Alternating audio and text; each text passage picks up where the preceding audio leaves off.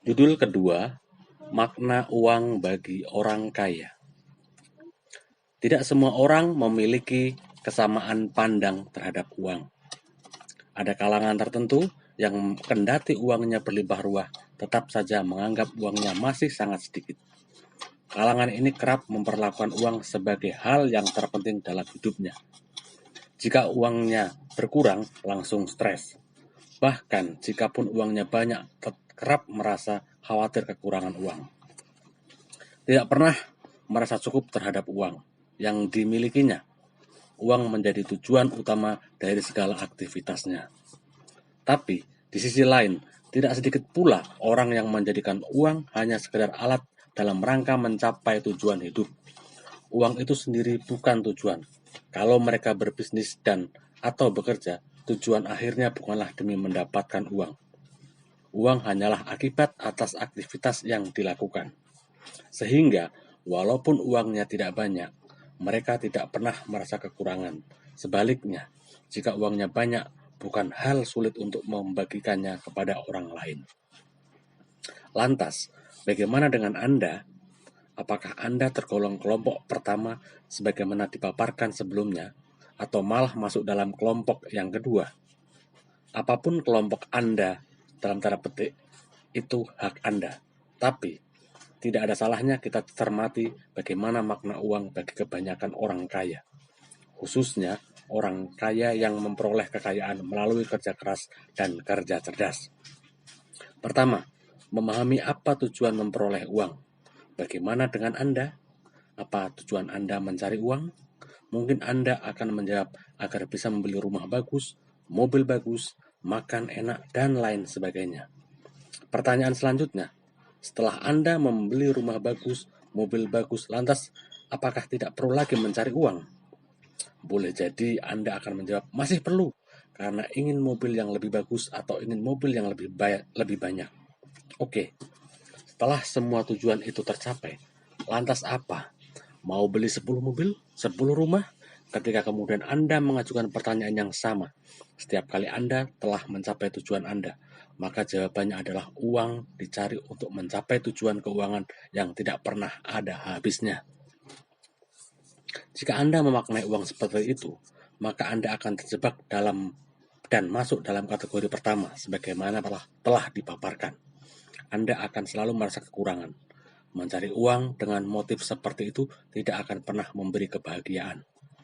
Bagi orang-orang kaya, mencari uang sebenarnya bukanlah untuk memuaskan keinginan pribadi semata, tapi memiliki makna yang lebih luas. Termasuk dalam hal ini adalah alat aktualisasi diri.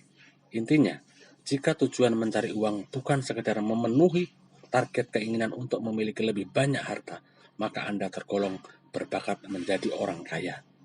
Dalam arti yang sebenarnya, yakni memiliki banyak uang bukan hanya secara harfiah, tapi kaya dalam memperoleh manfaat uang. Kedua, uang bukan solusi terhadap segala persoalan. Uang bisa membuat seseorang membeli mobil bagus, rumah bagus, dan lain sebagainya. Tetapi uang tidak bisa membeli kesehatan. Uang tidak bisa membeli tidur nyenyak. Uang tidak bisa membeli rasa damai di hati. Jadi, uang bukan solusi terhadap segala permasalahan. Uang hanya bisa membantu untuk membeli berbagai barang dan makanan yang berkualitas sehingga menjadi lebih sehat. Jadi, tidak heran jika orang-orang kaya sangat memberi perhatian terhadap makanan yang dibelinya. Tidak mengherankan pula jika mereka tidak hitung-hitungan dengan uang. Jika menginginkan sesuatu yang bisa membuat dirinya bahagia. Sebaliknya, jika uang yang dimiliki malah membuat sulit tidur, maka uang telah memberi masalah bagi kehidupan. Lihat kasur Antaboga misalnya. Itu contoh betapa uang bagi para pemilik dana yang menempatkan dananya di sana telah berubah menjadi problem. Coba lihat di sekitar kita. Lihat orang-orang kaya. Tidak paling tidak sebagian yang disebut sebagai taipan atau konglomerat.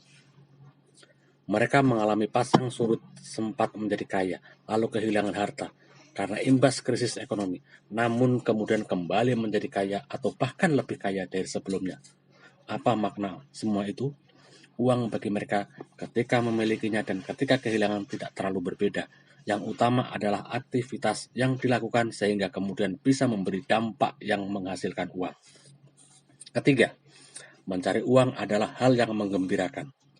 Orang-orang kaya umumnya melakukan berbagai aktivitas yang dilakukannya dalam rangka mencari uang dengan rasa gembira, menikmati apa yang dilakukannya. Tapi coba cermati beberapa kalangan lain, kerap mengeluh dan mengatakan bahwa mencari uang semakin sulit, atau kalau bekerja sebagai karyawan selalu merasa gajinya tidak pernah cukup, atau bekerja dengan menggerutu karena merasa tidak puas dengan imbal hasil yang diperoleh.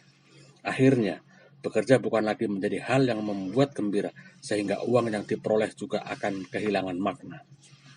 Keempat, memaknai perbedaan antara harga dan nilai uang. Orang-orang kaya umumnya mampu mengukur suatu barang berdasarkan nilai yang terkandung dalamnya.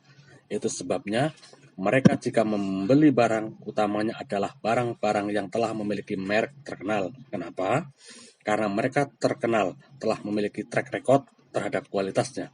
Mereka tidak akan mengatakan kenapa merek A mahal sekali, atau lihat bagaimana orang-orang kaya rela mengeluarkan uang dalam jumlah besar untuk membeli sebuah lukisan yang menurut kaum awam mungkin akan sangat mahal. Konkretnya, murah dan mahal bukanlah suatu masalah, karena yang dilihat adalah nilai di balik barang yang dibeli. Demikian pula jika mereka memberikan bantuan kepada masyarakat, panti asuhan, dan lain sebagainya. Jumlahnya bisa sangat besar kalau diukur dari kebanyakan orang lain. Konkretnya, penggunaan uang bukanlah didasarkan atas jumlahnya, melainkan dari nilai tukar yang diperoleh oleh uang tersebut. Selain hal-hal yang diutarakan tersebut, tentu masih sangat banyak makna uang yang lain bagi orang-orang kaya. Poin penting yang bisa dipetik adalah bahwa uang tidak semata-mata dilihat sebagai uang, tetapi lebih dari itu, uang hanyalah alat untuk mencapai tujuan. Selamat merenungkan kembali makna uang. Kompas, Minggu 3 Mei 2009.